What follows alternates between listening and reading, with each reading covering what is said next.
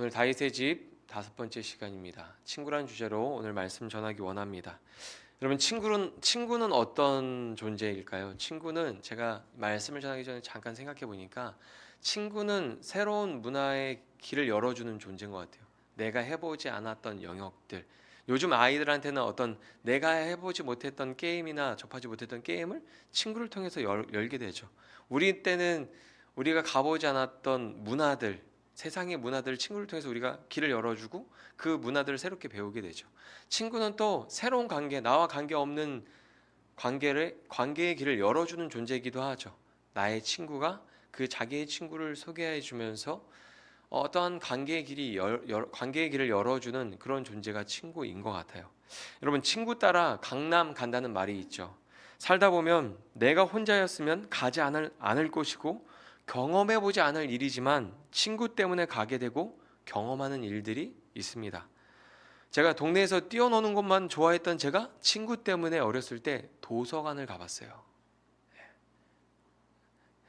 친구가 아니었다면 절대 갈 일이 없을 것 같은 그런 도서관에 제가 친구 때문에 가게 됩니다. 아마 친구가 아니었다면 도서관을 경험해 볼 일이 그 어렸을 때는 없었을 것 같아요. 어렸을 때 의리를 지킨다고 친구를 따라서 아무 이유 없이, 부모님이 선하시고 가정에 불화가 없지만 친구를 따라서 의리를 지킨다는 이유로 가출했던 친구를 본 적이 있어요. 여러분, 친구가 주는 영향력은 정말 엄청난 것 같습니다. 특별히 교회가 그런 곳이죠. 혼자라면 절대 오지 않을 곳인데 친구 따라 강남 간다는 말처럼 친구 때문에 교회 문턱을 넘어서 들어오는 아이들이 있습니다. 주일학교나 학생부 사역을 하다 보면 친구 따라서 교회에 오는 아이들이 종종 있죠. 어렸을 때 친구가 중요하다는 어른들의 이야기를 종종 들었습니다. 그때마다 그 이야기를 그 말의 의미를 잘 몰랐어요. 내 친구를 별로 안 좋아하나? 친구를 가려 사귀라는 말인가? 별로 좋게 받아들이지 못하고 그 의미를 잘 몰랐습니다. 그런데 시간이 지나고 조금씩 나이가 들면서 그 말의 의미가 와닿을 때가 많아요. 친구를 따라서 어떤 친구는 더 풍성한 은혜를 누리는 삶을 살기도 하고, 친구를 따라서 어떤 친구는 더 어려움과 고난을 당하지 않아도 되는 어려움과 고난을 당하기도 하거든요. 다윗도 친구가 있었습니다. 자기 목숨처럼 다윗을 아끼고 사랑해주는 친구가 있었죠. 누굽니까? 바로 사울의 아들 요나단이에요. 이 요나단에 대해서 언급할 때 계속해서 성경은 누구라고 언급하냐면 사울의 아들 요나단이라고 표현을 합니다. 그 요나단이 그냥 다윗의 친구로서, 한 인간으로서 다윗의 친구였던 요나단이 중요한 게 아니고 그게 사울의 아들이었다는 게 중요해요. 사울의 아들인데 자기 목숨까지 내어줄 정도로 다윗을 사랑하는 친구가 있었어요. 바로 요나단입니다. 다윗은 하나님 마음에 합한 자로 불렸지만 어떻습니까? 고난을 가까이 두고 고난을 버타며 살았던 인물이죠. 그의 삶에는 고난이 끊임없이 발생합니다. 사무엘을 통해서 기름 부음을 받은 후에도 그의 삶에는 큰 변화가 없었어요. 오히려 사울에게 미움을 받으면서 도망치는 삶을 살았던 인물입니다. 우리아의 아내를 간음하고 인구조사를 하며 하나님과 백성들에게 큰 죄를 지었던 인물이기도 합니다. 그의 인생에는 언제나 위기가 있었습니다. 끊임없는 위기가 반복됐죠. 왕이 되어서도 자녀들의 다툼과 갈등, 그리고 죽음을 경험했습니다. 아들 압살롬의 반역도 경험했습니다. 보통 사람이라면 미치지 않고서는 견딜 수 없는 어려움을 많이 겪은 사람이 바로 다윗입니다. 하지만 그는 하나님의 부르심을 따라 이스라엘에서 가장 위대하고 존경을 받는 왕이 되었어요. 그 여정에는 다윗을 사랑하고 도와주는 하나님의 사람들이 있었습니다. 그리고 특별히 다윗이 하나님의 부르심을 따라 이스라엘의 왕이 되고 이스라엘이 하나님의 통치를 회복하도록 도와준 친구가 등장하는데 그게 바로 사울의 아들 요나단입니다. 요나단이 있었기 때문에 다윗이 이스라엘의 왕이 될 수 있었고, 그 다윗을 통해서 이스라엘의 하나님의 통치가 회복될 수 있었던 거예요. 우리도 신앙생활을 돌아보면 우리가 스스로 잘해서 거룩하고 신실해서 이 자리에 앉아 있는 게 아니죠. 우리를 도와준 수많은 하나님의 사람들이 있었습니다. 교회를 인도해서 교회로 나올 수 있게 하고 전도하고, 예배 자리에 나오기 싫고 어떤 훈련이나 성경 공부하기 싫은데 같이 하자고 하고, 수련회 같이 나아가자고 얘기해준 수많은 하나님의 사람들이 우리에게도 있었죠. 때마다 시기마다 함께 하나님에 대한 신앙을 공유한 친구가 있었습니다. 그렇기 때문에 우리가 이 자리에 나와서 하나님을 예배할 수 있는 것이죠. 우리가 이것을 기억하면 좋겠습니다. 다윗이 이스라엘의 왕이 되는 여정에서 요나단이라는 친구의 도움이 정말 컸습니다. 그 친구가 없었다면 다윗은 왕이 될 수 없었을 거예요. 요나단이라는 친구가 있어서 가능한 일이었습니다. 이걸 기억해야 돼요. 다윗이 이스라엘의 왕이 될 수 있었던 것은 어떤 친구가 있었기 때문입니까? 요나단이라는 친구가 있어서 가능한 일이었어요. 그렇다면 요나단이 다윗을 위해서 무엇을 했는지 한번 살펴보겠습니다. 여러분, 요나단은 다윗을 보고 첫눈에 반했다고 해야 될까요? 골리앗과 싸워서 이기고 돌아온 다윗을 보고 요나단은 깊은 사랑에 빠집니다. 그를 깊이 사랑하게 돼요. 사무엘상 18장 1절에서 3절 보면 이런 말씀이 있습니다. 다윗이 사울에게 말하기를 마침에 요나단의 마음이 다윗의 마음과 하나가 되어 요나단이 그를 자기 생명같이 사랑하니라. 그날에 사울은 다윗을 머무르게 하고 그의 아버지의 집으로 다시 돌아가기를 허락하지 아니하였고, 요나단은 다윗을 자기 생명같이 사랑하여 더불어 언약을 맺으며. 요나단은 다윗을 보고 다윗을 깊이 사랑하게 돼요. 이스라엘 대표에서 골리앗과 싸워서 승리한 다윗을 보고 깊은 사랑에 빠집니다. 다윗의 능력이나 외모 때문에 사랑에 빠진 게 아니에요. 다윗이 고백하고 보여준 여호와 하나님에 대한 신앙을 보고 요나단은 다윗을 사랑하게 된 겁니다. 어떤 분들은 요나단이 다윗의 어떤 외모를 보고 다윗의 능력을 보고 사랑에 빠졌다고 이야기하는데 전혀 그런 내용이 없어요. 요나단은 하나님을 향한 다윗의 신앙을 보고 다윗을 깊이 사랑하게 된 겁니다.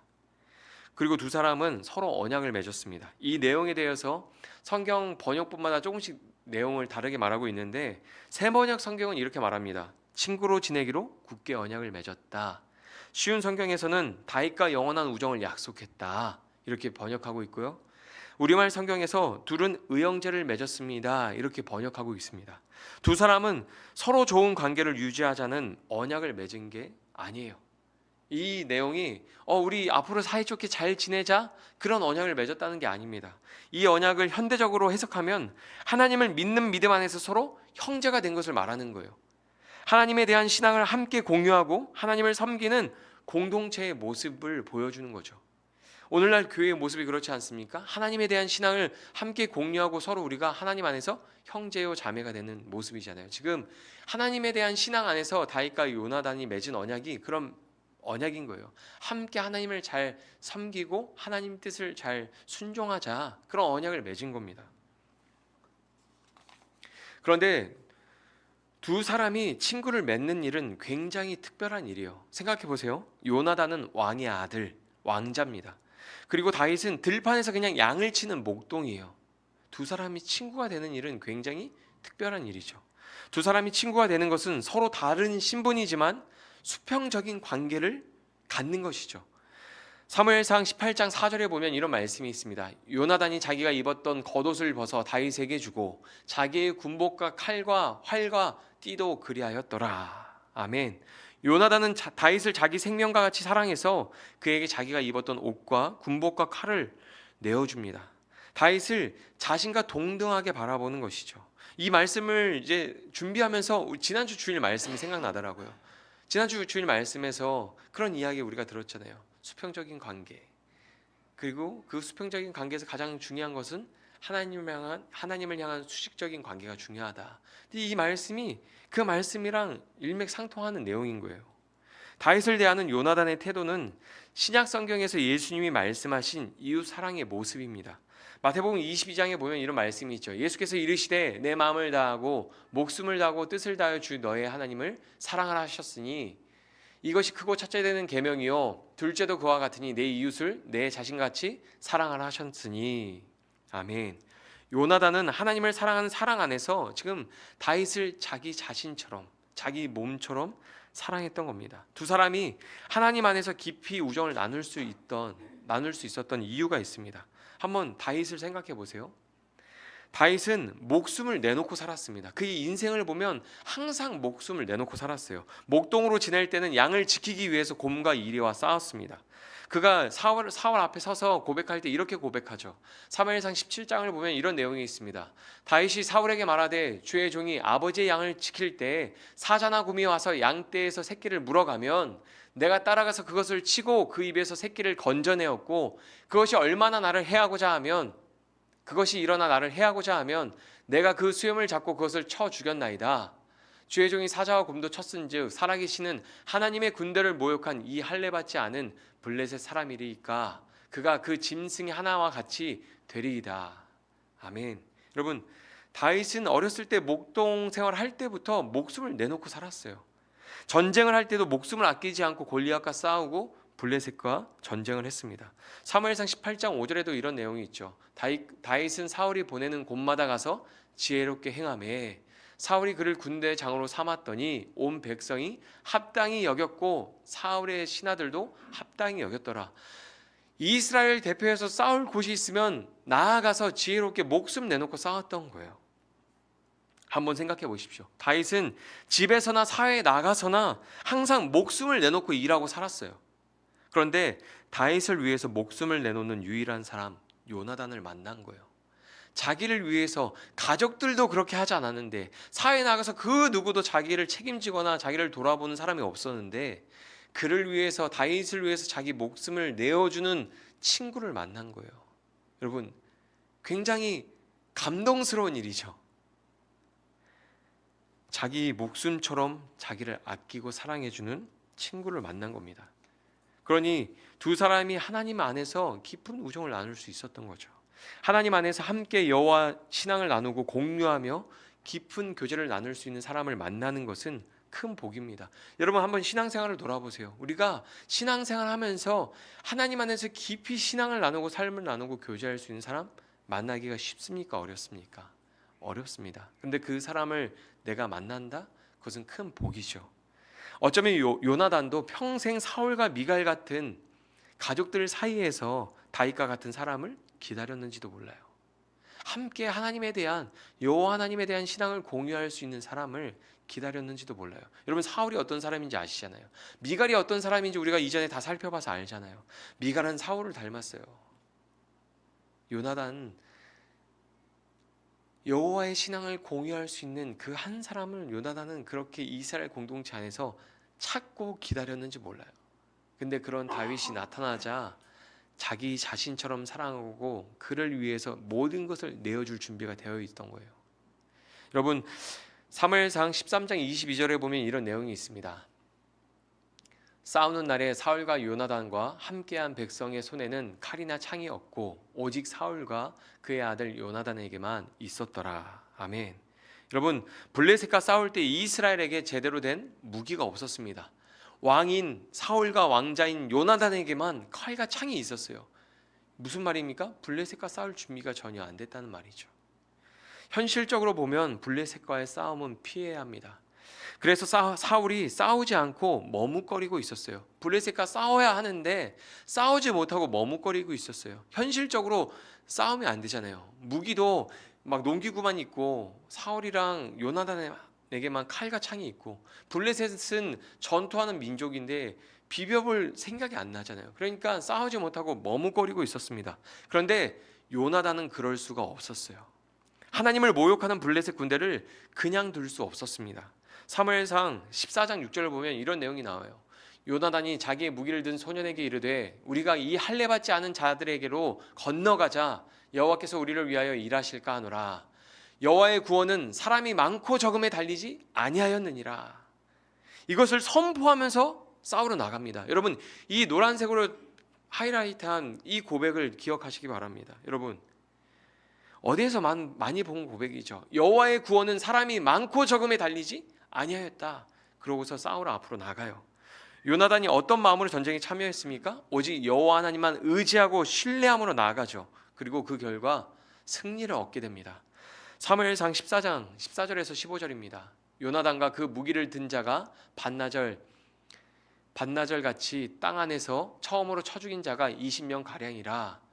들에 있는 진영과 모든 백성들이 공포에 떨었고 부대와 노략군들도 떨었으며 땅도 진동하였으니 이는 큰 떨림이었더라.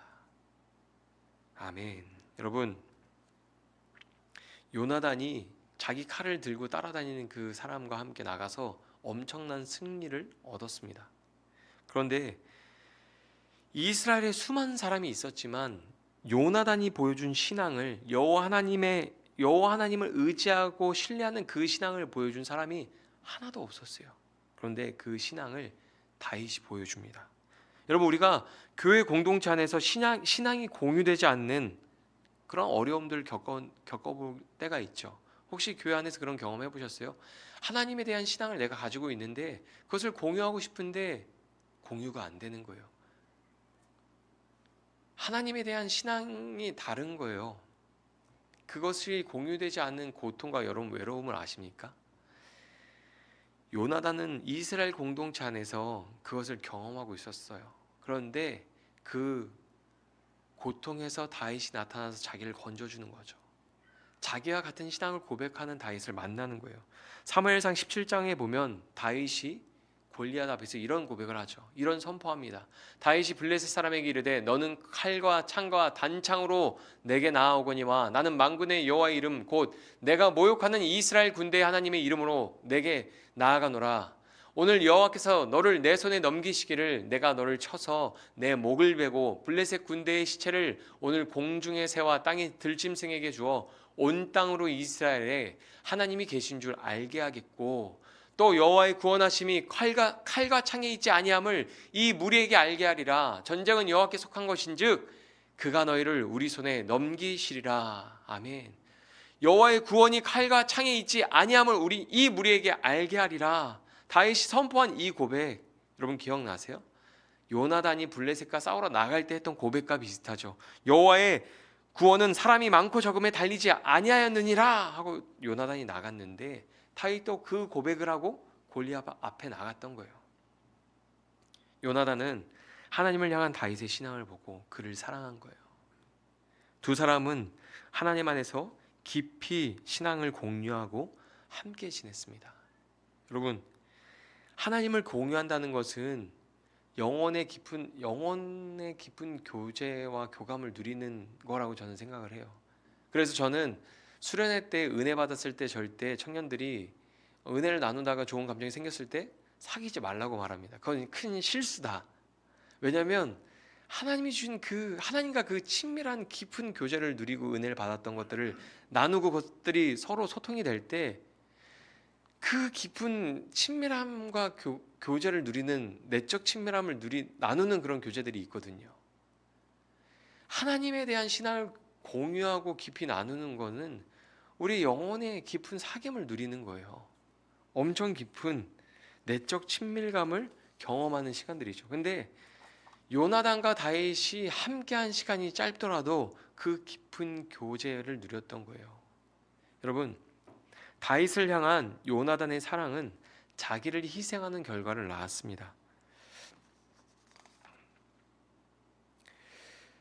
사울이 다윗을 죽이려고 할 때 다윗에게 요나단이 나서서 알려줘요.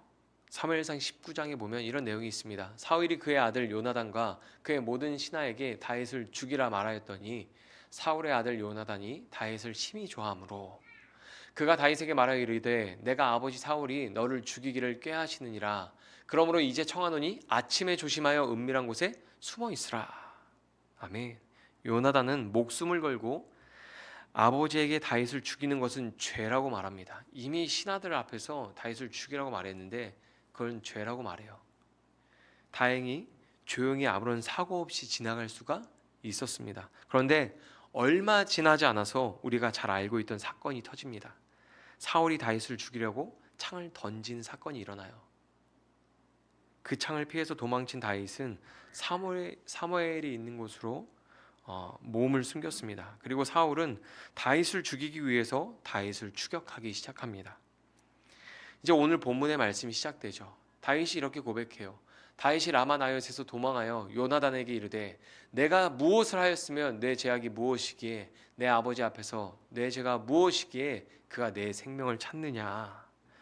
다윗은 자신에게 일어난 이 사건을 심각하게 받아들였습니다. 죽음이 코앞에 다가온 것으로 여기며 심각하게 받아들였어요. 오늘 본문 3절에 보면 이렇게 말하죠. 나와 죽음의 사이는 한 걸음 뿐이다. 그 죽음이 자기한테 가까이 다가왔음을 인지하고 이 사건을 심각하게 받아들이고 요나단한테 이야기합니다. 요나단은 이번에도 다윗을 돕기 위해서 목숨을 걸고 나섭니다. 사무엘상 20장 32절 보면 요나단이 그의 아버지 사울에게 대답하여 이르되 그가 죽을 일이 무엇이니까 무엇을 행하였나이까. 사울이 요나단에게 단창을 던져 죽이려 한지라. 요나단이 그의 아버지가 다윗을 죽이기로 결심한 줄 알고. 여러분, 놀라운 일이 일어났어요. 사울은 다윗에게 던졌던 창을 자기 아들에게도 던집니다. 요나단은 사울이 다윗을 죽이려고 작정했다는 것을 깨닫게 되죠. 이 사건으로 요나단은 다윗을 위해서 슬퍼하며 아무것도 먹지 않습니다. 다윗을 사랑한 요나단은 목숨을 잃을 위기도 겪고 아버지의 관계도 틀어졌어요. 왜요? 다윗을 사랑했거든요. 요나단은 다윗의 어려움을 외면하지 않았습니다. 자기를 희생하면서까지 다윗을 사랑했습니다. 그리고 다윗에게 길을 열어줘요. 다윗과 약속한 대로 화살을 쏘아서 앞으로 가라고 말합니다. 여러분, 이 말씀을 잘 생각해 보셔야 돼요. 사울은 다윗을 죽이기 위해서 창을 던졌는데 요나단은 다윗을 살리기 위해서 화살을 쏩니다. 사무엘상 20장 37절에서 39절입니다. 아이가 요나단이 쏜 화살이 있는 곳에 이를 즈음에 요나단이 아이 뒤에서 외쳐 이르되 화살이 내 앞쪽에 있지 아니하냐고.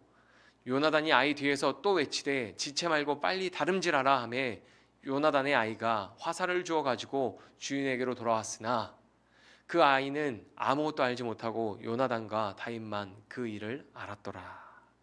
아멘. 여러분, 지금 다윗과 요나단이 서로 주고받은 이야기, 약속들이 있잖아요. 은밀한 약속들. 만약에 아버지 사울이 너를 죽이려고 하면 내가 화살을 쏘았을 때 앞으로 가라고 말할 테니 너는 그냥 내 길을 가라. 그런데 정말 그 일이 일어난 거예요. 여러분, 사울은 죽이려고 창을 던졌지만 요나단은 화살을 쏘아서 다윗에게 살 길을 열어줬습니다. 그런데 이 말씀을 보면 구약에서 무지개 언약으로 인간이 살 길을 열어주신 하나님의 언약이 떠올라요. 여러분, 무지개는 히브리어로 활이라는 뜻입니다.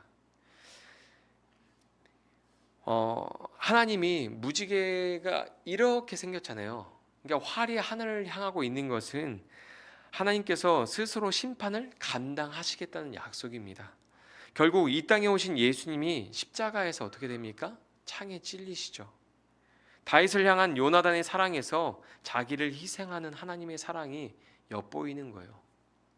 자기를 희생하는 요나단의 사랑이 있었기 때문에 다윗은 생명을 보존할 수 있었습니다. 자기를 낮추고 다윗과 수평적인 관계를 맺으며 하나님의 신앙을 공유하는 요나단이 있었기 때문에 다윗은 계속해서 앞으로 나갈 수가 있었던 거예요. 여러분, 다윗은 이스라엘의 하나님의 통치를 회복한 왕이 되었습니다.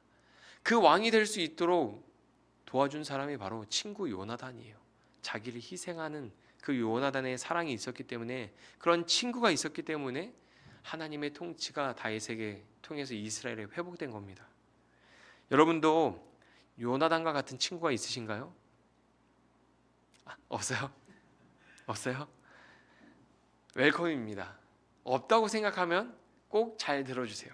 여러분, 우리에게도 그런 친구가 있습니다. 요나단과 같은 친구가 있어요. 하나님께서 우리에게 가장 좋은 친구로 이 땅에 예수님을 보내주셨습니다. 요한복음 15장 13절입니다.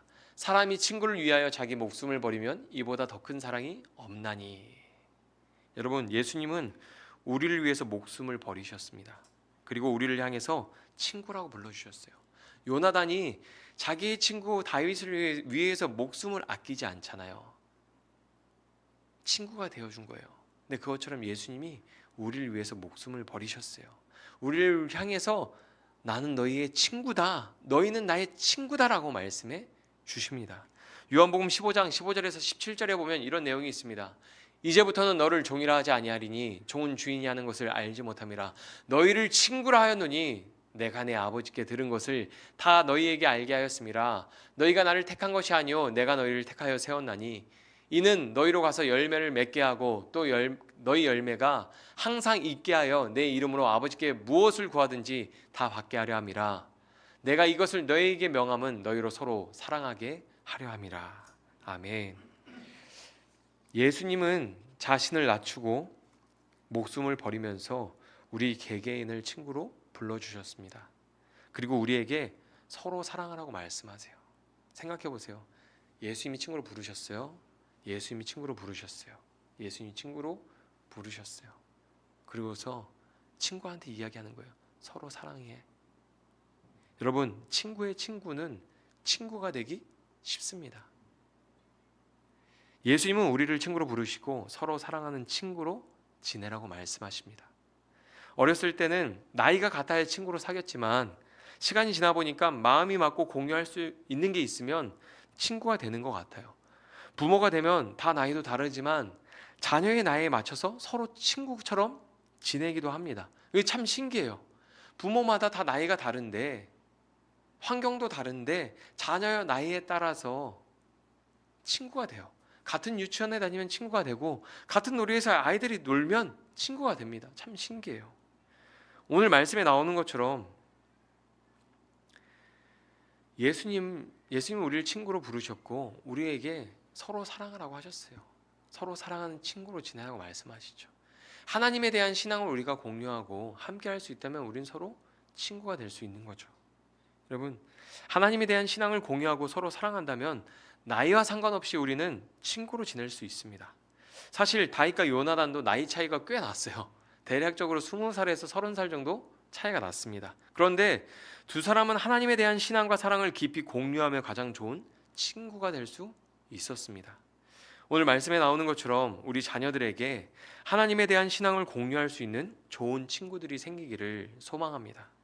저는 작은 교회에서 자랐기 때문에 친구가 많지 않았어요. 제 또래 저를 포함해서 4명이 있었습니다.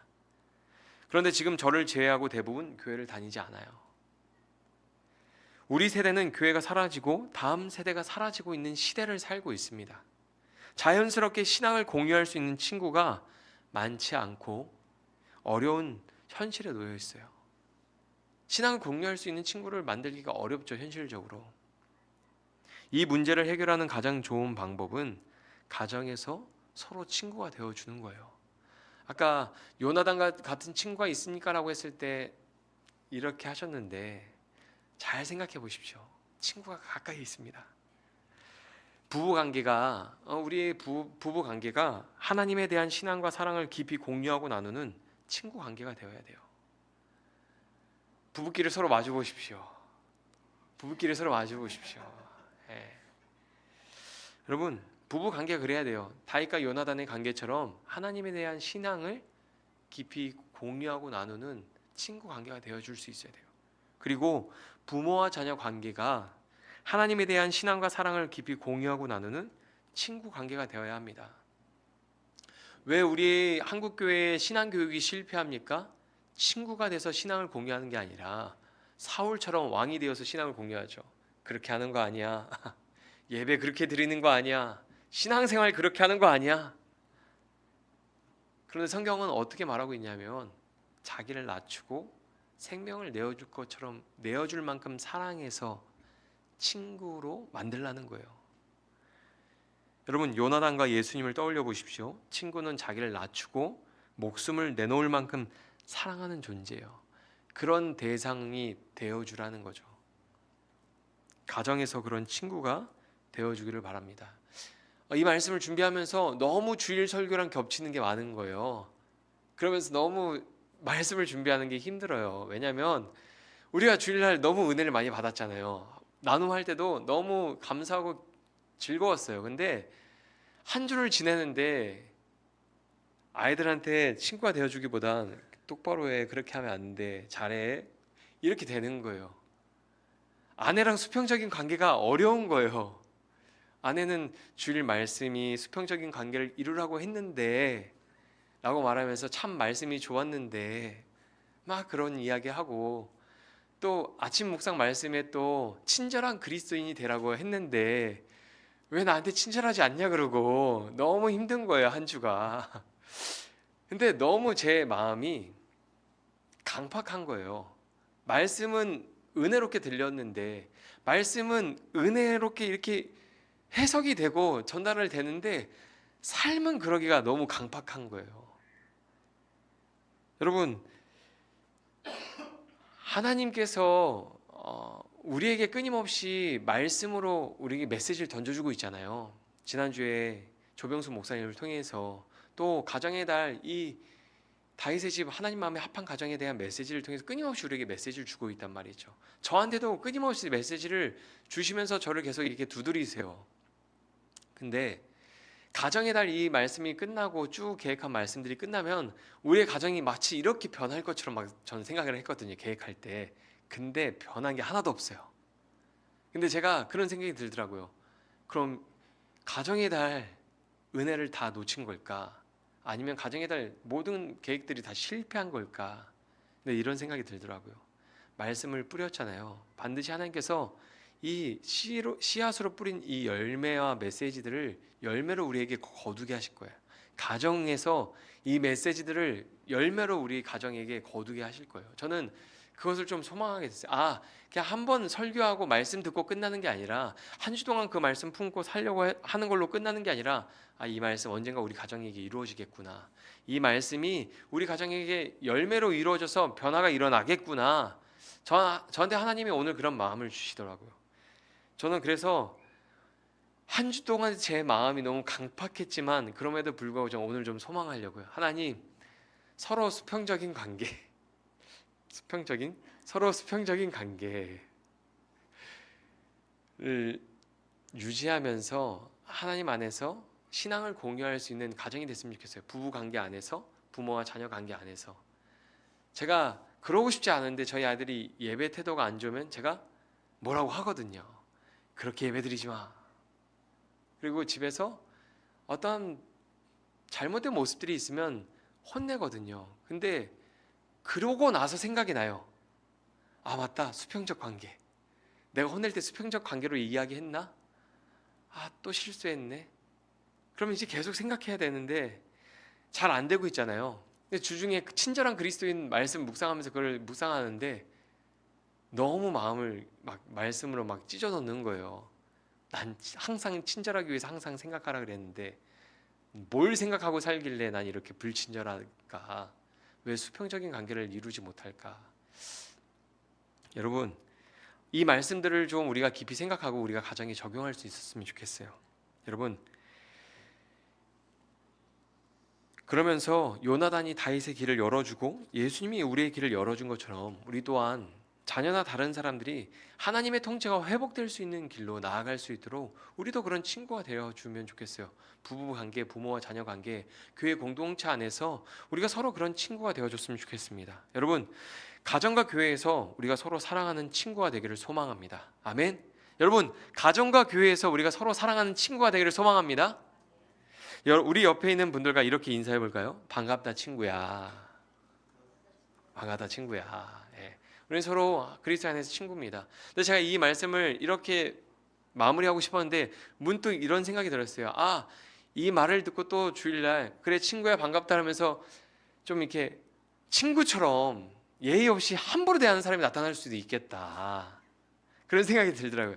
근데 우리가 오늘 말씀에서 다루지 않았지만 성경 본문 읽어보면, 20장을 읽어보면 요나단이 다윗을 친구처럼 대했지만 다윗은 요나단 앞에 3번 절을 하고 엎드려서 그와의 주종관계를 표현하거든요.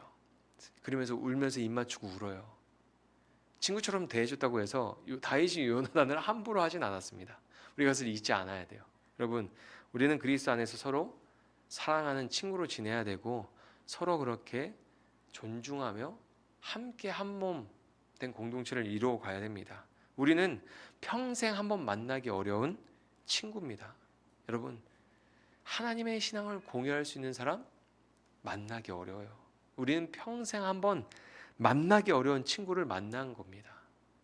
그 사람을 소중히 여기십시오. 친구가 멀리 있지 않습니다. 저를 보십시오. 친구가 멀리 있지 않습니다. 가까이 있습니다. 하나님께서 저에게도 친구를 붙여주셨거든요. 제 인생을 위로하고 하나님의 통치를 회복할 수 있도록 친구를 붙여주셨어요. 우리에게도 그런 친구를 하나님이 붙여주신 줄 믿습니다. 그리고 이 더바인 교회가 교회의 모든 성도들에게 그런 친구가 되라고 하나님께서 세우신 교회인 줄로 믿습니다. 우리가 이 말씀 생각하면서 같이 기도했으면 좋겠습니다.